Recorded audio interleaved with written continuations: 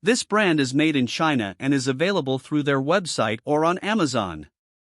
The H201 model has 6 stages of purification, a 215 square feet coverage area, and a 59 CFM delivery rate with a noise rating of 45 decibels on high speed.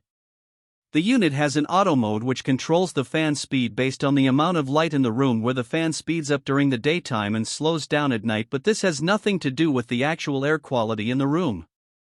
The H211 model has 4 stages of purification, a 1,250 square feet coverage area with a 130 CFM delivery rate and an air quality sensor to control the fan in the auto mode based on the actual quality of the air in the room. It also includes a 4-color light to give real-time indication of the home's current air quality. The H211S has the same features but adds Wi-Fi and voice control of the unit for the ultimate in comfort and convenience. The brand is backed by a very good warranty that includes a 30-day no-question return policy. This brand receives an overall 5-star top pick rating from HvacRepairGuy.